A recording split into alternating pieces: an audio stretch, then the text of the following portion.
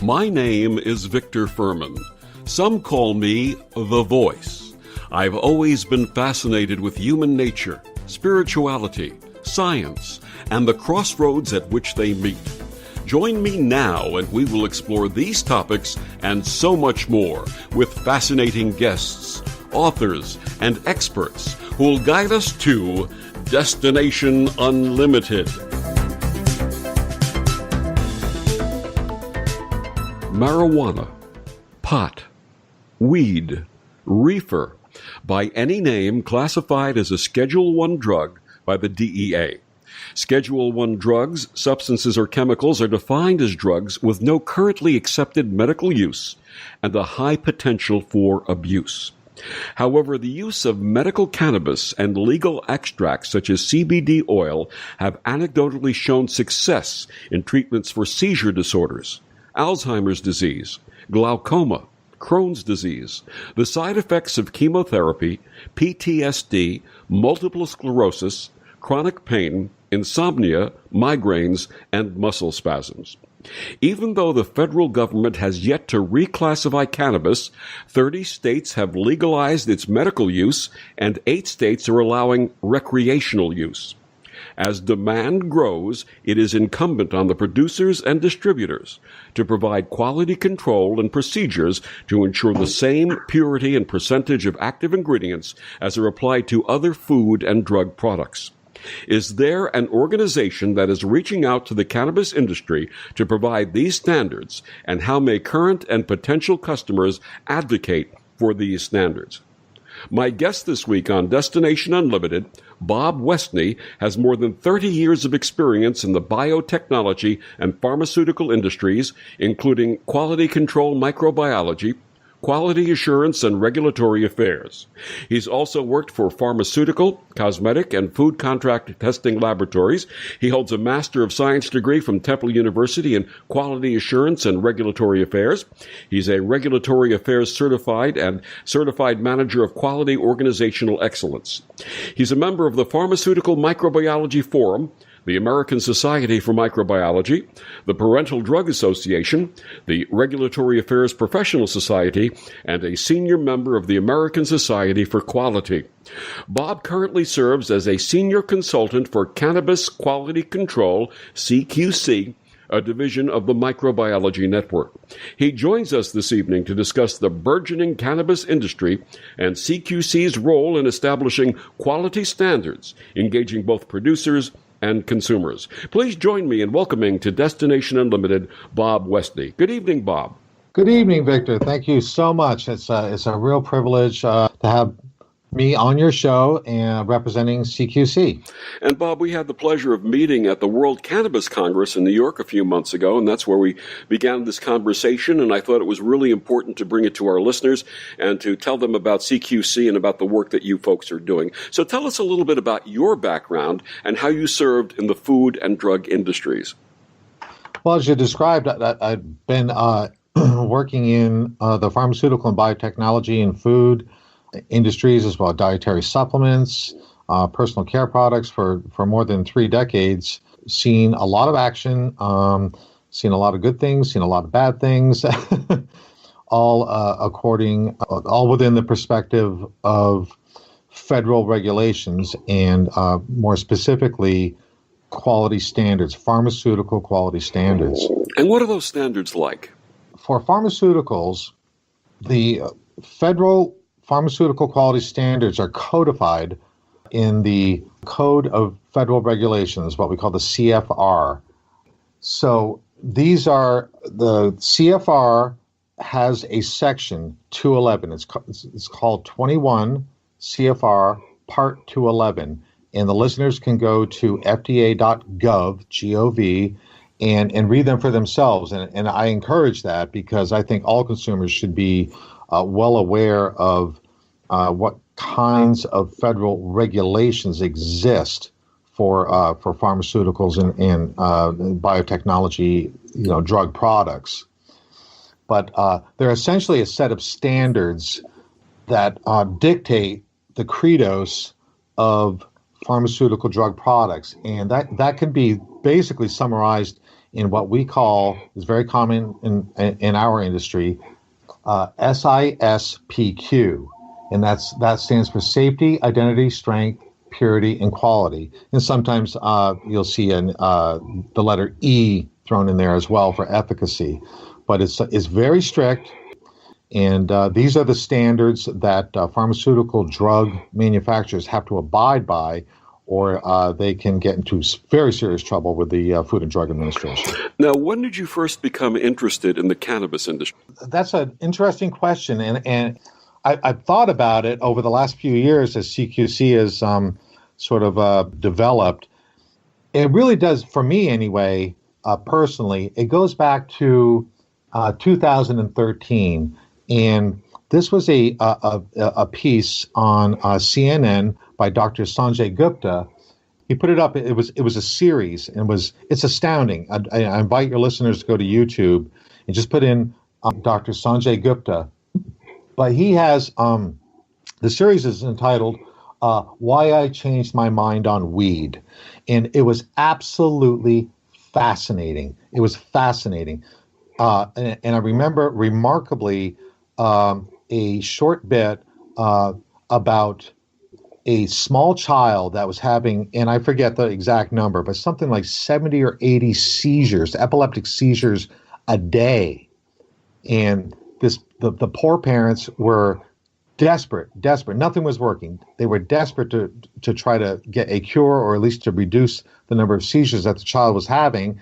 And they turned to medicinal cannabis, and then they showed the after effects of them administering medicinal cannabis to their child, and it was remarkable. This little child was so happy, and I think the seizures were reduced to a very, very small handful per day. So from that point forward, I said this is real medicine. This is really, really something to take a look at. I remember that series very well, and the effect that child, the effect of using the medical cannabis for that child was life-changing, and for the parents, obviously, also life-changing. And I think it's really important that people go back and look at that series, Sanjay Gupta's series, Why I Changed My Mind About Weed, and learn about the various aspects of using cannabis for certain conditions. And again, finding within nature itself a cure for many, many things, and something that my listeners are very acutely aware of. Now, how did your relationship with CQC develop? So CQC is a division of the Microbiology Network, and the Microbiology Network was founded by Dr. Scott Sutton in 1996. Dr. Sutton sadly passed away almost 4 years ago, but he was an absolute visionary, just beyond imagination. This man was remarkable. And he was a colleague and a very, very dear friend of mine. I was with him on the night that he passed, and we were socializing before a conference the following day, and he described his passion about medicinal cannabis. Dr. Sutton was on the expert committee for microbiology for the United States Pharmacopoeia. Now, without getting in too granular, the USP is basically the Bible of the pharmaceutical industry. It's everything that you need to do, everything. It describes all the test methods. It's everything. And I mean, everything's online now, but if it was in book form, it'd probably weigh about 30, 40 pounds. And he expressed to me his desire to get in here at the ground floor, because it's such a burgeoning industry, and to get these pharmaceutical quality standards in place, because it's not a matter of if, but it's a matter of when medicinal cannabis becomes federally, legalized. I've been working with Mary Ellen Sutton, who's heading up CQC, and we're spearheading this to get out into the industry so that we can get these standards in place for when medicinal cannabis becomes federally legal. And what has CQC been doing to that end? So we've been involved with consulting and auditing. So we go into processors. We can we can help troubleshoot contamination issues. We can help get these pharmaceutical quality standards in place. For example, standard operating procedures, for investigations, how to manage changes, how to manage documentation. We can set up training programs. We can do, and we have done quite a number of projects on this where we can help the processors. My guest this evening on Destination Unlimited is Bob Westney. We're talking about CQC and quality control in the medical cannabis industry, and we'll be back with more of Bob after these words on the OMTimes radio network.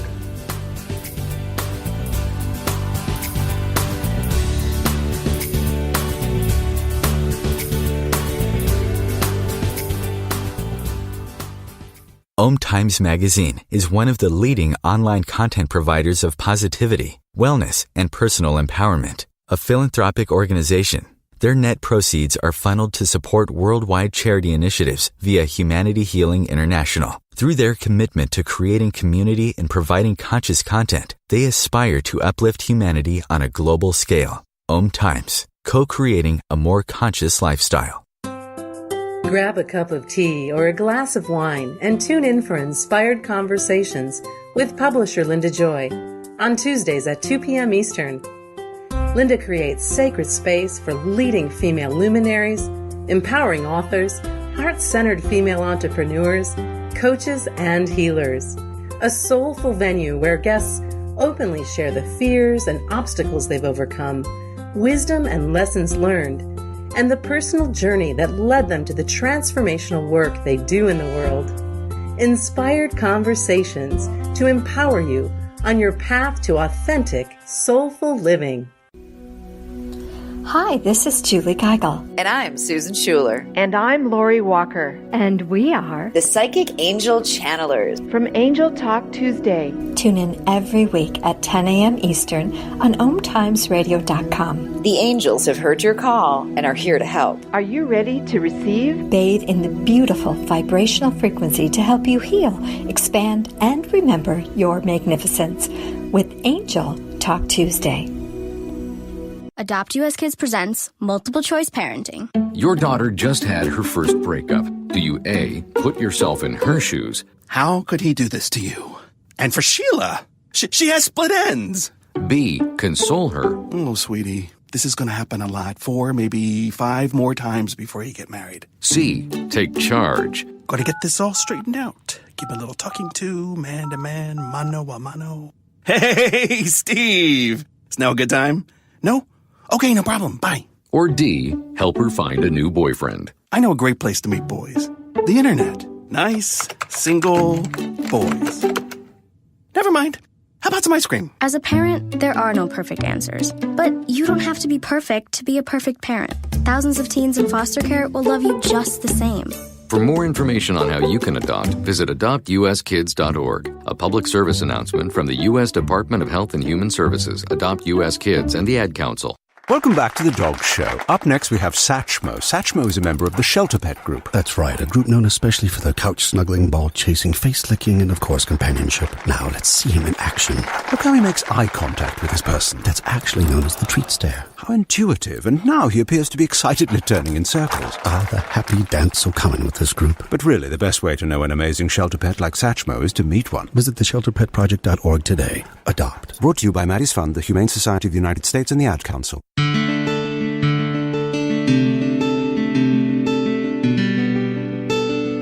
Back on Destination Unlimited, my guest this evening is Bob Westney. We're talking about CQC and the burgeoning medical marijuana industry and how CQC is working with producers and distributors to develop quality control. So, Bob, CQC talks about helping cannabis producers achieve, quote, pharmaceutical quality standards. What exactly are those standards, and do these have anything to do with the FDA? Yes, and so the FDA, the Food and Drug Administration, they are, for all intents and purposes, the enforcers of pharmaceutical quality standards. And as I previously was describing, these are codified, these standards, again, go to fda.gov, in 21 CFR Part 211. So if you go right to the FDA website, their homepage, you'll see a link for the Code of Federal Regulations, and you can just type in, you click that, and then you type in 211. And that will tell you everything about the standards that are exacted by the FDA in order to make products that meet these quality standards. I also point out, too, is there's another Code of Federal Regulations, 111, and that's for dietary supplements. And that's so Part 211 is from 1978, and revised sections revised since then. And then Part 111 is for dietary supplements. Now, has the FDA approved any of these products yet? So Victor, this is what's absolutely remarkable. On June 25th of this year, so literally just 2 months ago, the FDA announced that they have approved the first drug product. Now, that's an important term because that drug product has to meet the pharmaceutical drug quality standards. And so the FDA commissioner, Dr. Scott Gottlieb, and I have a couple of quotes here, which I think are remarkable.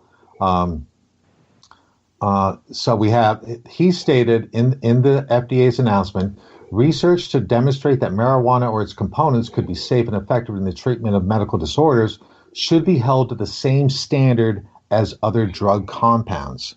Exactly the point that we're talking about today.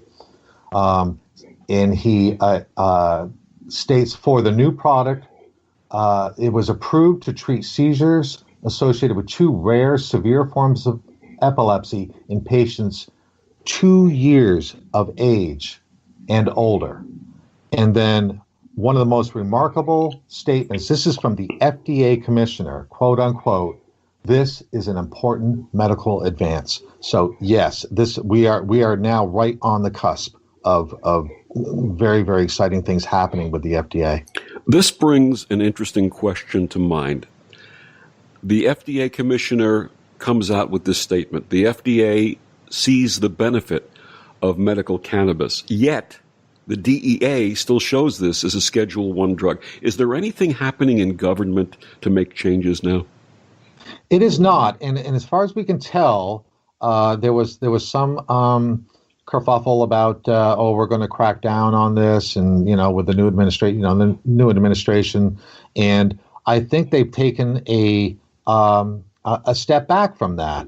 I think Oklahoma this year was the 30th state, and we were kind of remarking earlier that, if Oklahoma can approve medicinal cannabis, the horses left the barn. So the federal government, at this point, as far as we can tell, has taken their finger off the button and left it to the states. But, again, 30 out of 50 states, it's, medicinally legal within the states. And so by allowing the states to make the choice, the DEA is basically backing off. Is that correct? Yes. Yep. That exactly. That is our sense. Is just to, just to back off from the states and leave it to the states. And when it's and again, when, not if, but when all 50 states is medicinally legal, then at that point, here we have the FDA stepping in, as I just described. There's absolutely no doubt that it's going to be federally legal. From my personal opinion, and again, I'm expressing my opinion and not necessarily the opinion of CQC or anyone else's organization. In my mind, if there's something that shows efficacy for the treatment of things like epilepsy, epileptic seizures, then it's incumbent upon us as American citizens and our government, as being our government, to recognize this and move forward in a way that facilitates the ability of citizens to obtain these medicines for these uses. And I think that's burgeoning. That's what's coming right now. That's my opinion.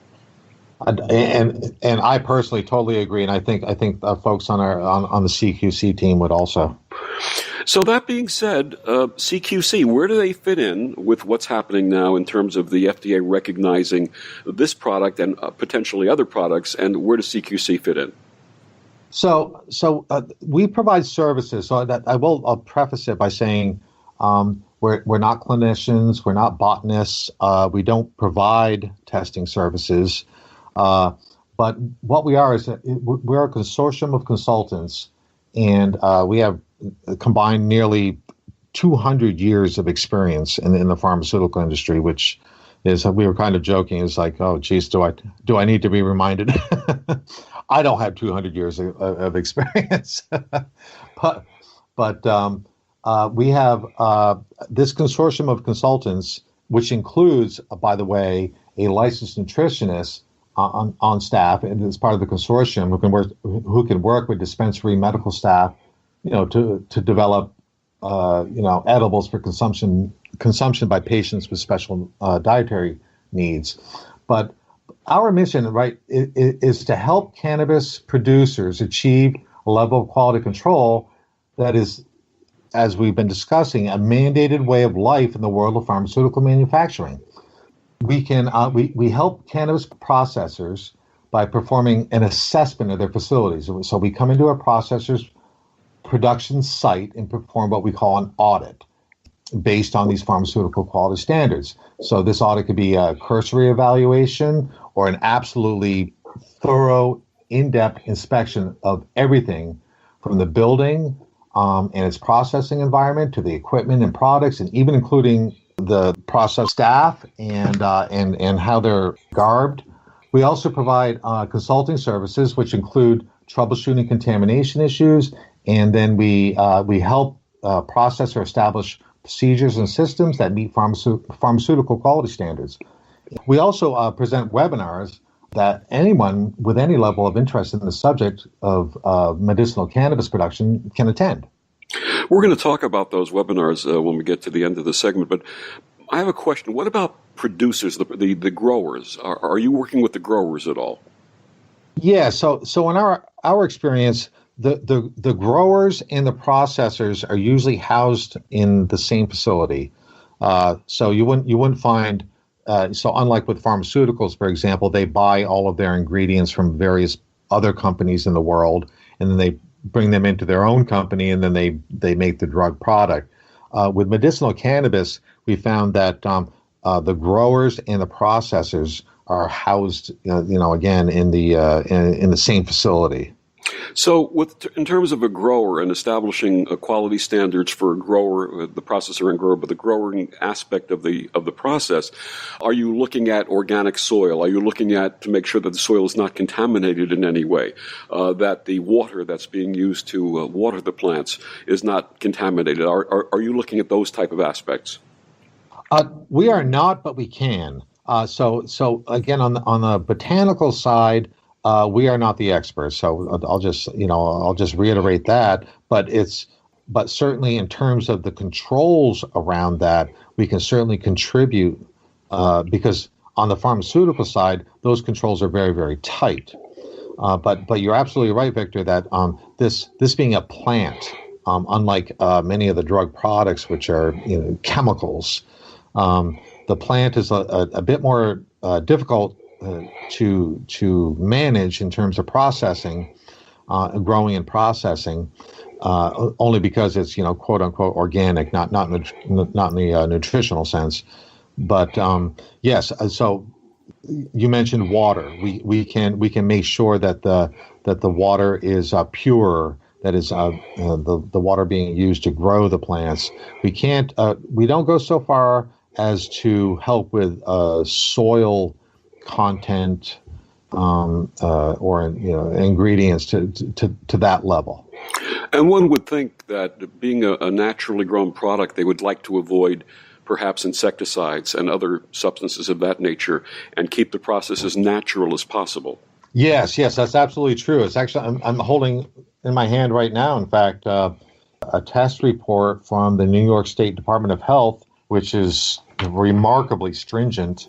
New York State happens to be, and they have a whole host of pesticides for which the New York State medicinal cannabis products must be absent of. Absent of any insecticides or any type of substances that could be dangerous or hazardous in and of themselves. Oh, it's remarkable. It's actually remarkable. I would say I'll go out on a limb and just say when the first time I looked at this report, this was for a facility in upstate New York for which we did some consulting services. And when I looked at the report, it's actually more strict than what I have seen for pharmaceutical drug products. But they have all kinds of heavy metal testing and certainly pesticides. So it behooves the processor to grow the cannabis organically and as purely and under as strict controls as they possibly can. My guest this evening on Destination Unlimited is Bob Westney. We're talking about cannabis and medical marijuana and the standards. Bob, please tell us about the CQC organization, where listeners can find out more about the webinar and also the list. Sure. So I invite the listeners to go to cqc.network. And there's a lot of information on there. On September 12th, we are going to be hosting a webinar that describes CQC's portfolio services. And the webinar will provide the listeners step-by-step what pharmaceutical quality standards are. I think there's going to be a lot of information. I know there's going to be a lot of information that it's going to be very valuable to both consumers and to processors. And we'll be back with more of Bob Westney and CQC after these words on the OMTimes radio network.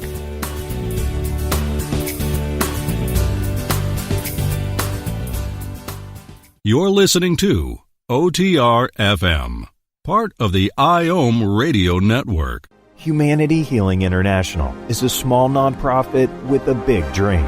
Since 2007, HHI has been working tirelessly to bring help to communities with little or no hope.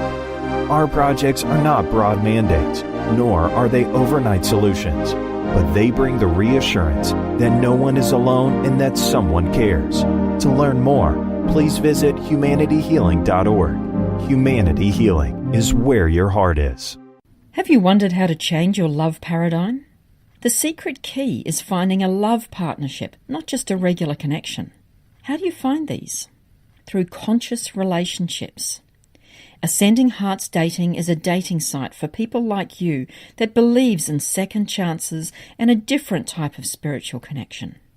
Try Ascending Hearts for free at ascendinghearts.com and change your love paradigm.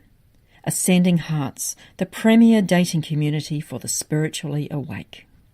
Tune in to the Practical Intuitive, Mind, Body, Spirit for the Real World with me, host Robin Fritz, Mondays at 2 p.m. Pacific, 5 Eastern.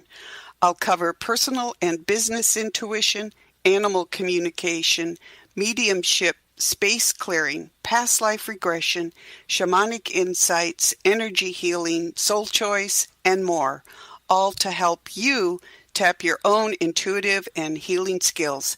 No ifs, ands, or buts.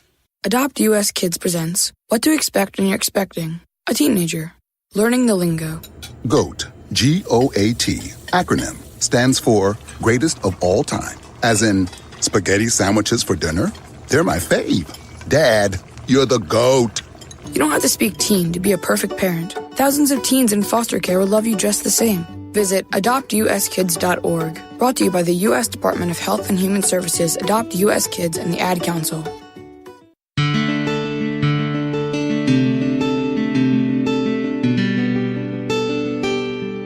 Back on Destination Unlimited, my guest this evening is Bob Westney. He's from CQC, Cannabis Quality Control. We've been talking about CQC's efforts to provide standards for the medical marijuana industry. And Bob, before the break, you were talking about the webinar that's coming up. You folks also have a list that people can subscribe to.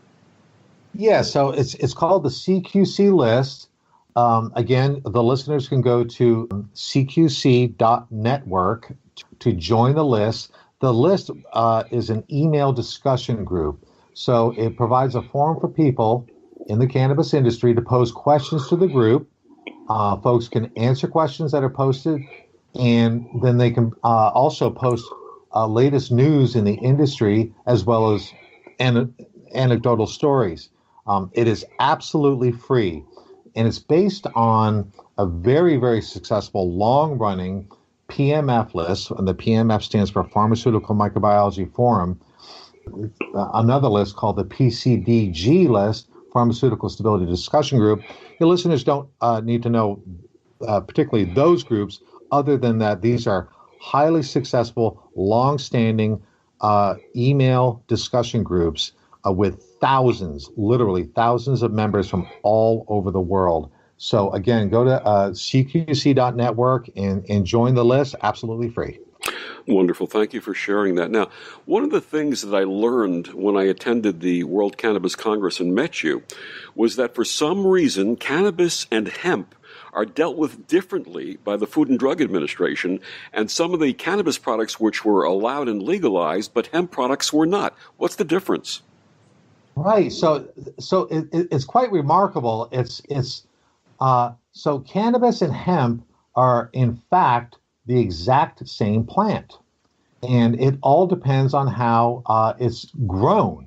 The actual, if it's helpful, the actual genus and species of the plant is Cannabis sativa. Right. And so if you grow it a certain way, you will arrive with a hemp plant, which is absent, for all intents and purposes, of THC, which is a 0.3% limit, which a Canadian researcher back in the early 1970s is sort of an arbitrary number. But if you can produce cannabis with less than 0.3% THC, then that's hemp, and it has a long history of utilitarian purposes, and from using the seeds to the plant itself, and all kinds of products are made from hemp, including paper. I'll point out this really fun fact, which I found out fairly recently, is that Thomas Jefferson drafted both the Declaration of Independence and the U.S. Constitution on hemp paper. So that's funny. So our country was literally founded on weed. Wow, that's a fun fact. Thank you for sharing that. Now, one of the things that I learned at the World Cannabis Conference was that CBD oil, or cannabidiol, was a very popular product, legalized way before medical marijuana was legalized. What is CBD or cannabidiol? It's now in an approved, FDA-approved drug product for treatment of two different rare forms of epilepsy. The benefits are largely anecdotal beyond the indication of this approved drug. We understand that the CBD industry is booming, but CBD, and again, we in CQC, we're not clinicians. We understand the medical benefits of CBD, at least in terms of this drug product and the anecdotal evidence of CBD. But you're right, Victor. I mean, there was CBD everywhere. There was soap, there were oils, there were tinctures, there was a lot. But CBD is only one of, and get this might floor you. There are 113 cannabinoids in cannabis, and that's only one. Now, CBD is not psychoactive, is it? No, it's not. Absolutely not. And that's why you can just buy off the shelf at a health food store, at a dietary supplement store, but it absolutely is not. So yes, that is not CBD by itself is not psychoactive, and it's everybody's very concerned about the THC. Everybody hears weed and THC. That's one out of 113 cannabinoids. There's 112 others, including CBD, which are perfectly legal. So cannabinoids are the substances that are found within cannabis. Is that correct, the chemical substances? Yes. Yep, that's correct. And there are 113 of them, and CBD or cannabidiol has the lowest amount or virtually not no THC, but has the lowest amount of THC. Is that correct? Well, so if you kind of picture it, it's the cannabinoids are a list. It's a list of 113 different elements, so 113 different cannabinoids one of which is CBD. So again, I'm holding this this New York State Department of Health report in my hand, and this particular medicinal cannabis processing facility, according to the New York State Department of Health, they have 9 cannabinoids listed here. Mm-hmm. Wow. Now I can share an anecdotal story about someone I'm very close with. This person was suffering from some type of an ear problem where the ear felt constantly congested and a tremendous amount of pressure. The doctor gave this person antibiotics. The doctor gave this person various types of washes and treatments. And this went on for months. In fact, this person couldn't even get on an airplane because the pressure was so bad. And someone suggested CBD oil. And this person started using CBD oil, and within 24 hours, the pressure went away, the pain went away, the ear opened up, and the person was able to fly again. So just anecdotal story, but I know this for a fact personally, by very close to this person, and it's amazing how it worked. The medicinal benefits of this plant are limitless. I mean, we don't even know. We don't even know the limits. I mean, you think about 113 cannabinoids, of which CBD is one, as we discussed. But can you imagine what the other cannabinoids can do? What kind of treatments you listed at the introduction there? We're talking PTSD. The opioid crisis is out of control. I mean, it's being used for that. It's I myself just recently I was consulting at a company in North Carolina that produces sterile drug products, and I mentioned CQC and what the efforts we're making to bring pharmaceutical quality standards. And he said he suffered so severely from migraines all through his childhood. When he was 14, he started smoking pot. He said, my migraines went away instantly, and never ever came back. That's amazing. That's amazing.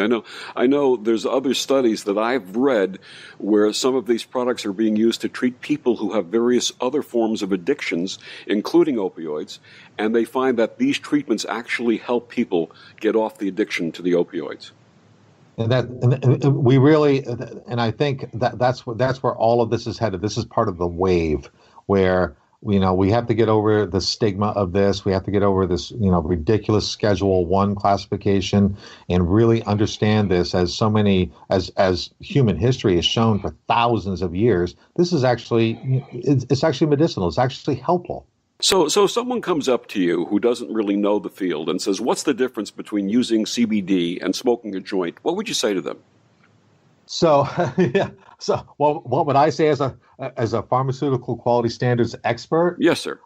A lot. Right. The standardization is the key point. So we'll just, we'll sort of focus on CBD here for a moment. But consumers should be aware and concerned and involved and engaged in wanting their CBD products to be the same from batch to batch to batch. So, everything's tested against a standard in the pharmaceutical industry. We need a CBD standard against which processors, manufacturers of these CBD products need to test their products. And so again, the consumer has the right to expect very little batch-to-batch variability, and the consumer has the right to expect pharmaceutical quality standards of their CBD products. Now, are people actually looking into the percentage of the various cannabinoids and their effects in terms of various diseases and conditions? Is that being studied now by someone? It is actually. There was a fellow, and his name escapes me. I wish I had it, but we met at the expo, and it was somewhere in the Netherlands, I think, or it was somewhere in Europe. But they are. The Europeans are much further ahead, unfortunately, than the United States is in terms of testing certain cannabinoids against certain medical conditions or indications. So yes, there are worldwide studies going on. We're lagging a bit behind because unfortunately, again, because of the stigma here. But yes. Thank you for that. My guest this evening on Destination Unlimited is Bob Westney. We're talking about cannabis quality control and establishing standards for the burgeoning cannabis industry, medical cannabis industry. And we'll be back with more of Bob after these words on the OMTimes Radio Network.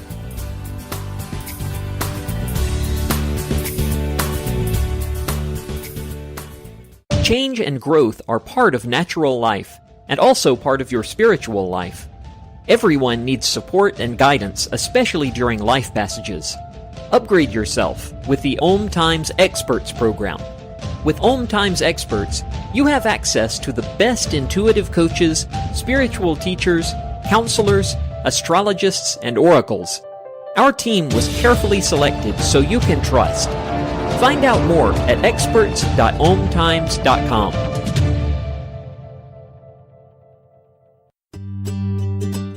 Have you bought into the idea that you have to work hard for your money, that business is hard? I will share some dynamic access consciousness tools to get you out of your own way so you can create a business that actually succeeds. Join me, Simone Millisers, on The Joy of Business at 4 p.m. Mondays Eastern. Ascending Hearts is no ordinary dating site, but a spiritual dating site with a purpose, to link you with your soulmate. We engineer the serendipity so you can trust that you will attune with someone that has the same matching vibration as you. Ascending Hearts, the conscious dating site for the spiritually aware. Try Ascending Hearts for free. ascendinghearts.com.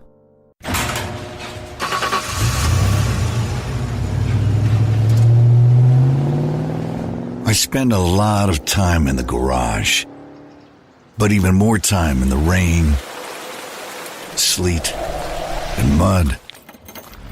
In '95, I helped tow your moving trailer.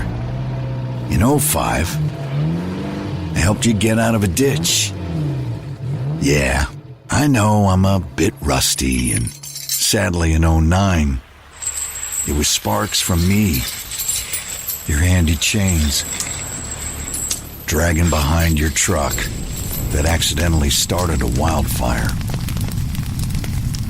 Sparks from dragging chains can start a wildfire. Spark a change, not a wildfire. Visit SmokeyBear.com. Brought to you by the U.S. Forest Service, your state forester, and the Ad Council. Only you can prevent wildfires. Hi, I'm Kelly Fox, host and astrologer of The Astrology Show. Each week, I'll give you access to the current transits, which are a valuable tool that provide astrological information to help unlock the potential each of us has. Understanding the stars can help steer us in the right direction to make better informed choices. So if you're wondering what's going to happen in your week ahead, be sure to tune in to The Astrology Show for guidance, Mondays at 9 p.m. Eastern Time. Why was the basketball court all wet? Because the players kept dribbling on it. The dad joke. Corny, groan-worthy, but also one of the simplest ways to share a moment with your kids. What did the buffalo say when he dropped his son off for school? Bye, son. So take a moment to make your kid laugh, because dad jokes rule. Make your kid laugh today. Go to fatherhood.gov. Brought to you by the U.S. Department of Health and Human Services and the Ad Council.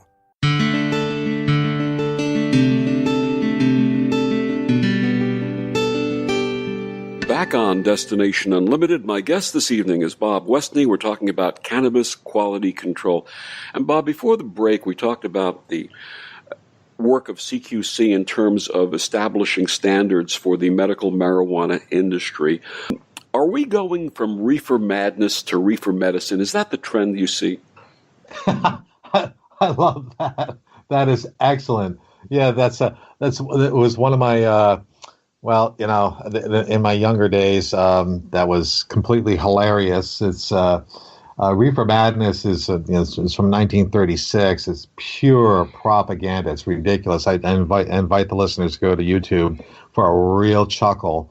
But the other side of the coin is that it was quite damaging. There was there was the Marijuana Tax Act of 1937, and then it just progressed beyond that until the Controlled Substances Act of 1970, and that's where marijuana became, a Schedule I drug, which obviously is completely ridiculous. So we are going to reefer medicine. Yes, you're absolutely right, Victor. And that's, we've been discussing this up to this point where, again, with just 2 months ago, FDA approving the first marijuana-derived, drug product. So, yes, the horse is out of the barn for sure. Yep. It's interesting how marijuana as a Class 1, DEA Class 1 scheduled drug is being used in other countries around the world to treat people who are addicted to heroin and opioids. And it's just amazing to me that they'd be lumped together and still be lumped together in that category. It's so beyond outdated. I mean, we are, I don't know. I think maybe it's our Puritan heritage. I don't know. It's just we need to get past all this and just, let's treat this as medicine, as, human history has done for thousands of years, and just get past it. Absolutely. Now, what issues do producers and distributors face as this industry grows? What we found, and I'll bring up the dietary supplements industry, and it's germane to the conversation, is that for years and years, dietary supplements were just treated as foods, and dietary supplement manufacturers could make wild claims on these supplements until the 21 CFR 111 in 2007 was enacted, and those are a set of regulations for the dietary supplements industry. I've done a lot of consulting and a lot of auditing of dietary supplement manufacturers, and despite the fact that everything gets put in the Federal Register and it's everything's up for review, a lot of companies got caught with their pants down, and they got mowed down by the Food and Drug Administration. So this is what the medicinal cannabis industry needs to start thinking about now, because when medicinal cannabis becomes legalized, there's going to be a Code of Federal Regulations section to govern the manufacturing of medicinal cannabis. Absolutely. It's interesting how I've been using dietary supplements for a number of years, including something called saw palmetto, which is good for older gentlemen like myself who may have a benign enlargement of the prostate. And saw palmetto, if you go to a health food store now, you can get it. It's obviously governed by FDA. But years ago, they used to have the disclaimer that the product neither diagnoses nor is used to treat any condition. And until people realized that these products actually, these natural products actually worked, it was hard to deal with that. And that's where that standardization you were talking about, the let me take a CBD product versus smoking a joint. It's that standardization, is those quality standards that have to be in place. Now you can make claims. A lot of dietary supplement industry still can't make claims, quote unquote claims per se, and that's FDA speak. But they absolutely have to be manufactured according to regulations, which are very, very strict. Now, how is CQC reaching out to the industry? What are you folks doing? So we are doing a lot. So we are evolving very, very quickly. We're trying to actually keep up with the industry because, and now it's, since, was it, I think it was 1996, California was the first state to approve medicinal cannabis. And it's just been it's on this hockey stick. So we've actually been trying to keep up with the industry, but we are reaching out. We attend expos like the one that you and I attended in May in New York City. We reach out via social media, Facebook. We are now currently developing a YouTube channel. We have the CQC list, again, going back to what I previously described. We are holding the CQC webinar on September 12th, and we have a number of webinars that are in development right now for the future. Let's remind our listeners, let's talk about, I think that's really important. Let's remind our listeners about the list and the webinar. Mention them again and where they can get involved with these and what's going to be presented.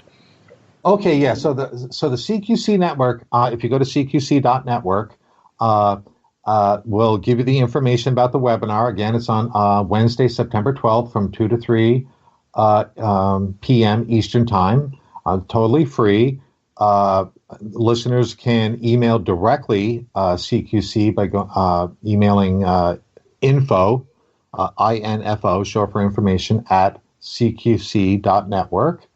And then there's the email discussion group, which I think folks would really enjoy.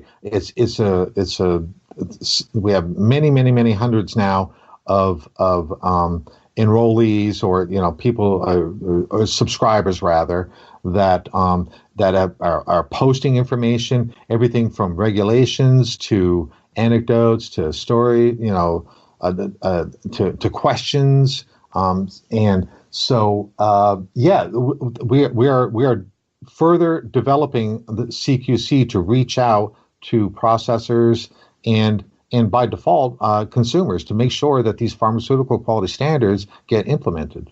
What can consumers do to advocate on behalf of CQC? So I think that, or me personally, I think that your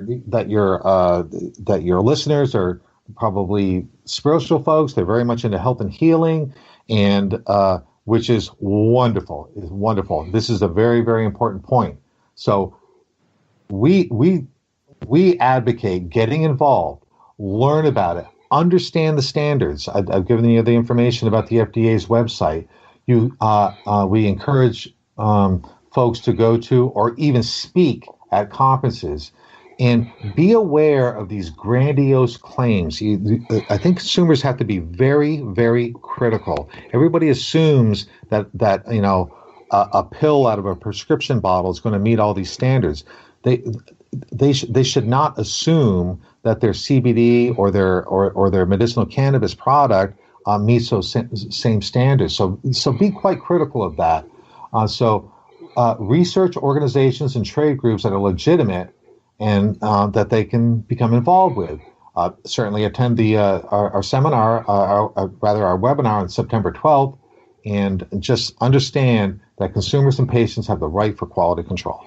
Is Cannabis Quality Control going to come out with some type of a seal or symbol that, so for example, like the UL symbol that's on products that are UL listed? Are you folks working on something like that?